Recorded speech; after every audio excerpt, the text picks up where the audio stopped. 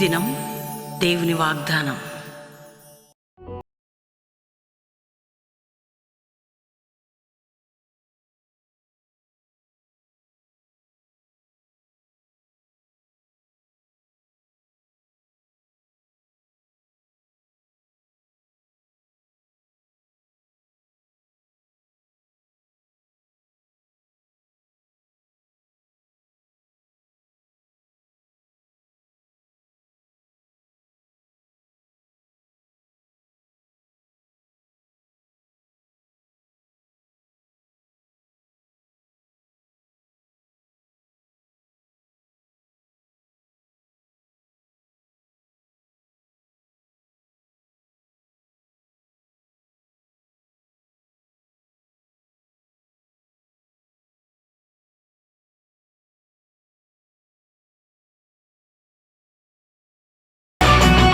This is not an ordinary revival. This is rising revival.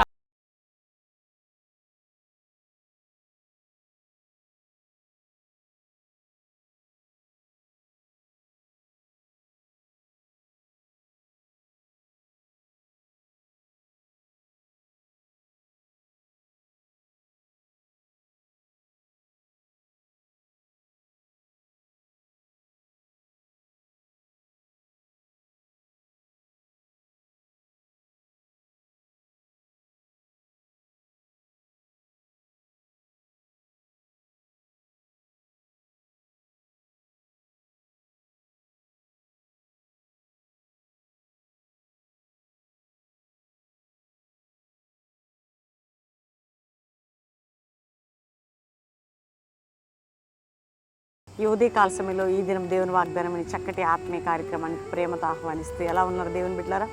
మీరందరూ బాగున్నారా? దేవునితో గడుపుతున్నారా? దేవునికి సమీపంగా నిజంగా ఈ దినం దేవుని వాగ్దానం ద్వారా ఎందరో పరిశుద్ధాత్మతో నింపబడుతూ బలపరచబడుతూ, ఎందుకంటే హోలీ స్పిరిట్ మిమ్మల్ని తాకుతున్నాడు ఈ వాగ్దానం ద్వారా, అంటే దేవుని ప్రజెన్స్. అందుకే చాలామంది ఈ వాగ్దానం ద్వారా ఆదరణ పొందటానికి, ఓదార్పు పొందటానికి కారణం ఏదో నేను చెప్తే జరుగుతున్న కార్యం కాదు. ఇది పరిశుద్ధాత్మ దేవుని యొక్క ఆయన అనుభవం, ఆయన కృప, ఆయన యొక్క ఆత్మ నడిపింపుతో మిమ్మల్ని తాకుతున్నాడు. అందుకనే మీరు దేవుని సమాధానం పొందుతూ దీవించబడుతున్నారు ఈ వాగ్దానం. కాబట్టి ఈరోజు దుఃఖములో, వేదనలో, భయముతో, పోరాటంతో కొన్నిసార్లు అనిపిస్తుంది అందరున్న ఏంటో ఒంటరితనం, అనారోగ్యాలు, పిల్లల పరీక్షలు. చాలామంది స్టూడెంట్స్ వారి యొక్క సెటిల్మెంట్ కోసం, వాళ్ళ యొక్క బాగుపడాలి, ఎలా పరీక్షలు విజయం పొందాలి. రెండోది కొందరికి ఆర్థిక పరిస్థితులు, అప్పుల భారాలు. అయినప్పటికీ దేవుని కృప మనల్ని విడిచిపెట్టిపోదు. తండ్రి కన్నా, తల్లి కన్నా చాలా బలంగా ప్రేమించే దేవుడు మన దేవుడు.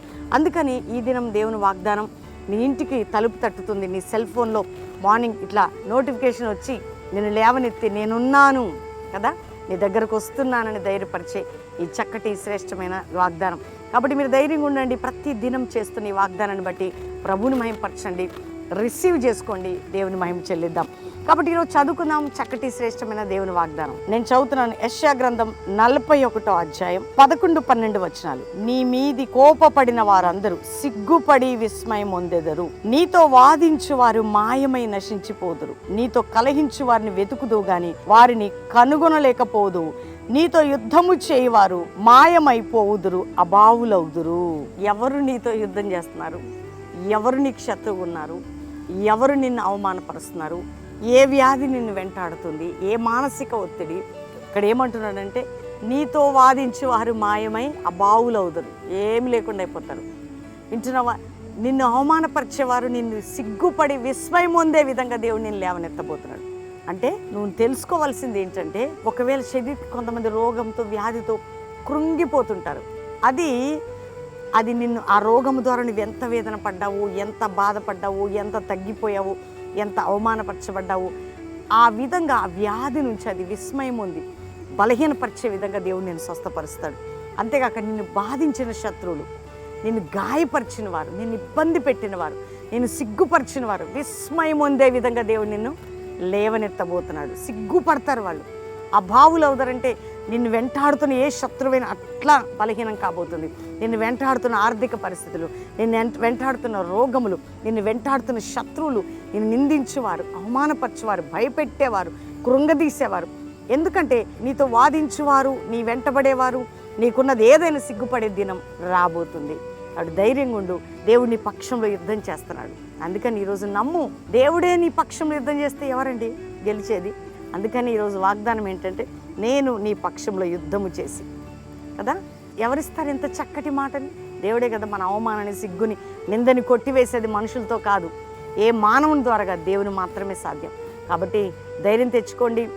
తప్పక నీ జీవితాన్ని నీ తల ఎత్తే దేవుడు, నిన్ను లేవనెత్తే దేవుడు, నేను సిగ్గుపరచబడకుండా ఘనపరిచే దేవుడిని నువ్వు కలిగి ఉన్నావు. కాబట్టి చక్కటి వాగ్దానాన్ని బట్టి దేవునికి థ్యాంక్స్ చెప్పండి, దేవునికి స్తుతించండి. ప్రతి ఒక్కరు కలిసి ప్రార్థన చేసుకోండి. తండ్రి, ఉదయకాలం ఎంతమంది వాగ్దానం రిసీవ్ చేసుకున్నారు, వారి జీవితాలని కృప చూపయ్యా. రక్షణ లేని గృహాలకి రక్షణ, పాప క్షమాపణ, చీకటిలో ఉన్న వారికి విడుదల, సమాధానం, నెమ్మది లేని వారికి నెమ్మది.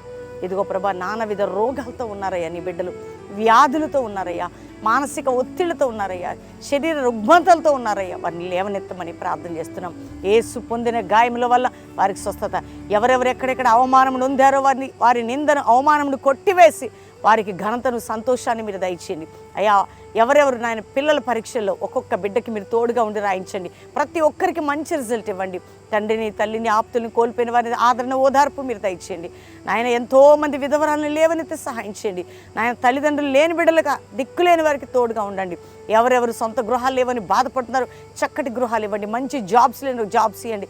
వివాహం కాని బిడ్డలకు వివాహాలు దయచేయండి. ఇది గర్భాలేని స్త్రీలు గర్భములు తెరవబడాలి అయ్యా. విడిపోయిన భార్య, భర్త, కుటుంబాలు కట్టబడినట్లు ప్రార్థన చేస్తున్నాం. ఈ దినము ప్రతి ఒక్కరికి శుభము, దీవెన, ఆరోగ్యం, క్షేమాన్ని ప్రకటిస్తున్నాం. ఏ రోగము మమ్మల్ని నింపకుండా నీ సన్నిధి మా దేశ ప్రజల చుట్టూ, మా చుట్టూ ఉండును గాక. ఏ దేశం నుంచి మా ప్రియులు ఈ వాగ్దానం రిసీవ్ చేసుకున్నా వారున్న స్థలంలో వారి విడుదల పొందుదురు గాక. ఈరోజు ఎవరిది మ్యారేజ్ డేనో ఈ సంవత్సరం ఈ వాగ్దానం వారి పట్ల జరుగును గాక. ఎవరిది బర్త్డేనో వారిని దీవిస్తూ ఈ సంవత్సరం నీ కృపయు ఈ వాగ్దానం వారి పట్ల నెరవేర్చబడును గాక అని దీవిస్తూ యేసు నామములో అడుగుచున్నాం తండ్రి.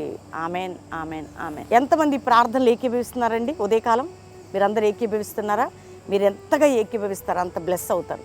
ఎందుకంటే మేము కలిసి ప్రార్థన చేస్తున్నాం. ఉదయకాలం ఈ వాగ్దానం రిసీవ్ చేసుకొని ప్రార్థనలు ఏకీభవించండి. వాగ్దానాన్ని లైక్ చేయండి.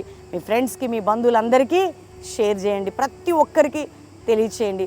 అంతేగాక ప్రతిరోజు ఈవినింగ్ లైవ్ వస్తుంది. పాస్టర్ ప్రవీణ్ యూట్యూబ్, ఫేస్బుక్లో చూడండి. మన యొక్క యూట్యూబ్ ఫాలో అవ్వండి. ప్రతిదీ మీకు దేవుడు తెలియజేస్తాడు.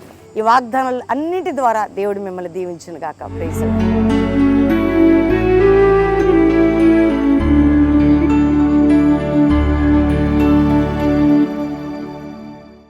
విజయవాడ పట్టణస్థులకు శుభవార్త. విజయవాడ చుట్టుపక్కల ప్రాంతాల వారికి మరి నవంబర్ 7, 8, 9, 10 4 దినాలు బసవపున్నయ్య స్టేడియం, సింగ్ నగర్, విజయవాడ అద్భుతమైనటువంటి సువార్త, ఉజ్జీవ, స్వస్థత మహాసభలు. మనతో పాటు అడుగుపెట్టేది, మనతో కలిసి ఉండేది పరిశుద్ధాత్మ దేవుడు. బలమైనటువంటి శక్తి కలిగిన ఆరాధన, జీవితాలను మార్చే దేవుని వాక్యం. ఎంతమంది బలహీనతలో రోగులు ఉంటారు, ప్రతి ఒక్కరి కొరకు ప్రార్థించబోతున్నాం. అంతేకాక దేవుని బిడ్డలారా, దైవజనులకి ప్రేమతో ఆహ్వానిస్తున్నాం. మేము ఏ మినిస్ట్రీని డిస్టర్బ్ చేయడానికి కాదు, కానీ మనందరం కలిసి ప్రభుని ఆరాధిస్తుండగా, దేవుని దీవెనలు పొందుతుండగా, సంఘాలు ఆత్మలతో నింపబడి, కుటుంబాలు దీవించబడి, సేవలు అభివృద్ధి పొంది, అందరం కలిసి నిత్యమైనటువంటి ఆయన కృపని, అభిషేకాన్ని, మహిమని పొందబోతున్నాం. విజయవాడ పట్టణస్థులు, విజయవాడ దైవజనులకి ప్రేమతో ఆహ్వానిస్తూ దేవుడు మనందరినీ నడిపించి దీవించును గాక. Praise the lord.